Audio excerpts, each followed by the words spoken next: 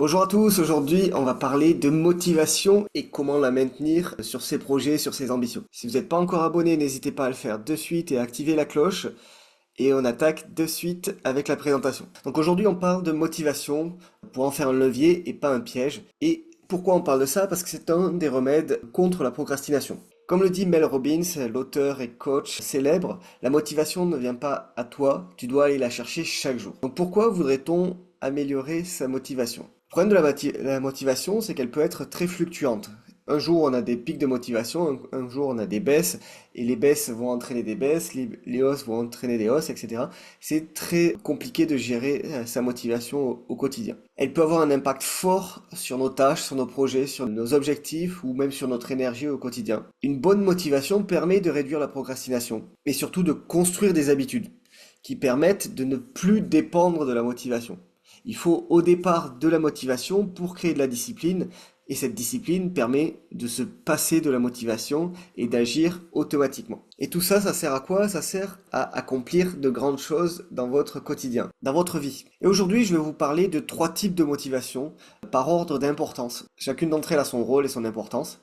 Et on passe de suite à la première, c'est la motivation extrinsèque, qu'on appelle aussi la carotte et le bâton. Donc qu'est-ce que c'est exactement cette motivation extrinsèque? C'est des motivations extérieures, des impulsions externes à nous-mêmes. Elles peuvent être sous forme de récompense, ça peut être un salaire, un cadeau, des friandises, une promotion, des responsabilités, une reconnaissance, une visibilité, etc. Et elles peuvent être aussi sous forme de punition, des amendes, de la violence, notamment par les forces de l'ordre par exemple, des privations de liberté, un bad buzz ou une mauvaise exposition médiatique, etc.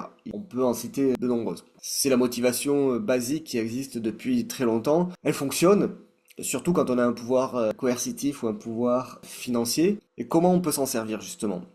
On peut utiliser par exemple un partenaire externe ou faire un challenge ou un engagement public.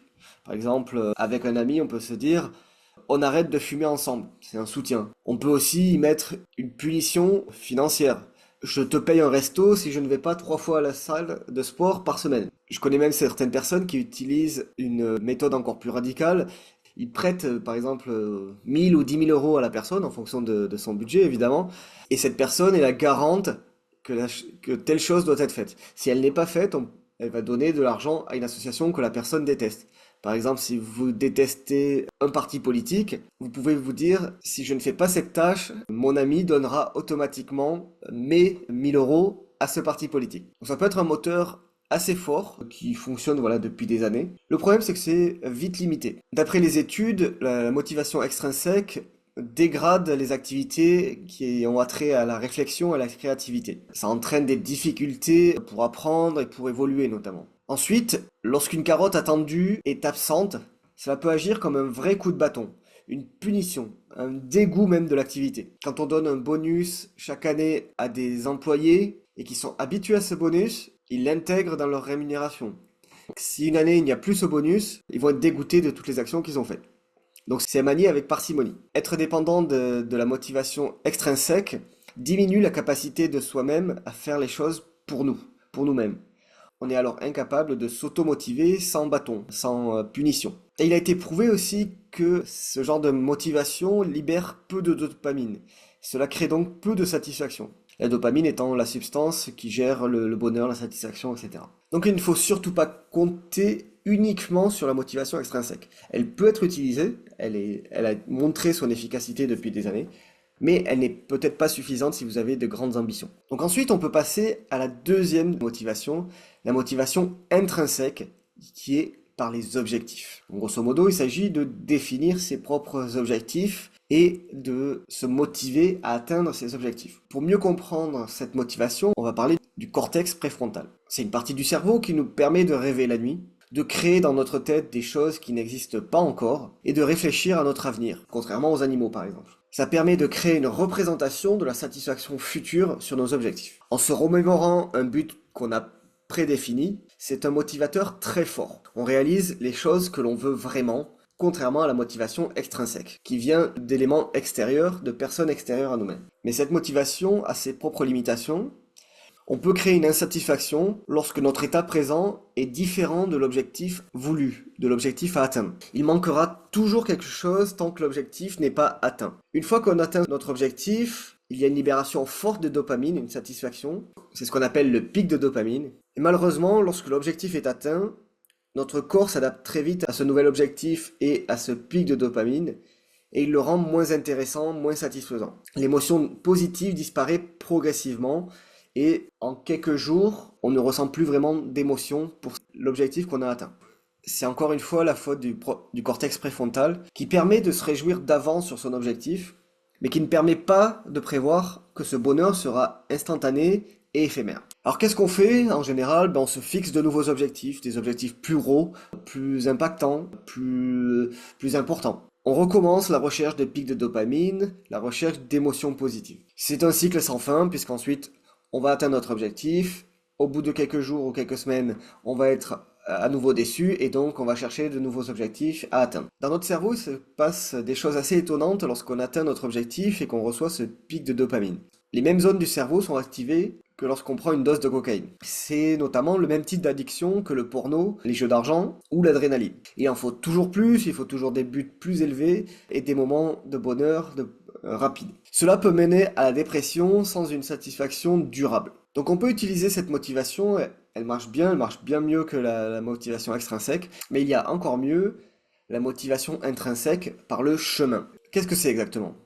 Le but, c'est de comprendre ce qu'on fait et pourquoi, comprendre le sens des choses qu'on fait. On souhaite aussi bénéficier de l'intensité de la motivation par les objectifs, sans les effets d'adaptation, sans les effets de baisse de satisfaction après l'atteinte de l'objectif. Ici, on veut valoriser le présent, être plus heureux et faire ce qu'on veut vraiment. Alors vous allez me demander comment on peut le faire. La première chose, c'est de toujours faire quelque chose dont on comprend le sens. C'est valable aussi pour un manager d'expliquer à son employé, à son collaborateur, pourquoi il fait telle tâche. Pas juste lui donner une tâche, mais lui expliquer le pourquoi et expliquer où cette tâche va dans tout le maillon. Quand on est dans des grandes entreprises, on peut être souvent perdu, être considéré comme un numéro, juste en faisant les 3 tâches qu'on nous a confiées. Le fait de comprendre l'implication de ce qu'on fait est très important pour se motiver soi-même, par le chemin. Ensuite, à titre personnel, il faut se définir une vision claire. À quoi veut-on dédier notre énergie, notre vie, nos valeurs, nos rôles?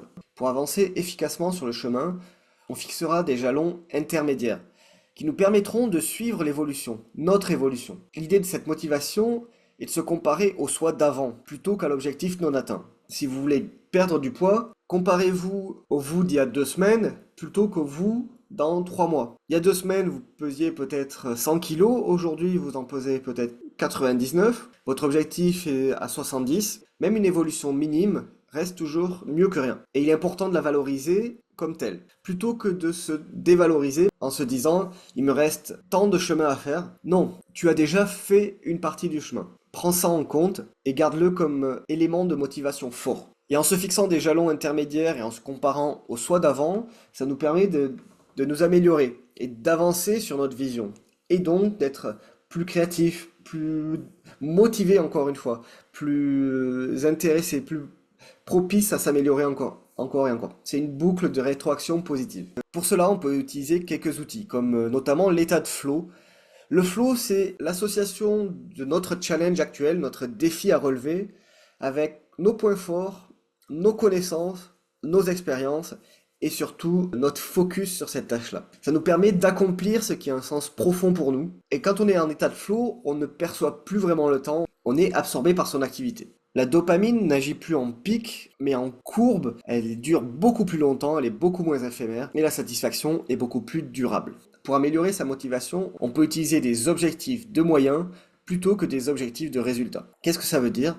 Notre vision va se fixer peut-être des objectifs chiffrés. On veut gagner tant, on veut faire tant de poids, on veut impacter tant de personnes, on veut, etc. Ça, c'est des objectifs de résultats. Mais souvent, ces résultats ne dépendent pas de nous. Et cela peut amener une insatisfaction forte, puisque beaucoup de paramètres de ces résultats ne sont pas dépendants uniquement de nous. Par contre, si mon objectif c'est d'atteindre 10 000 followers en un an, je peux définir les moyens pour y arriver. Et je peux contrôler ces moyens. Par exemple, il me faudra poster 2 vidéos par jour.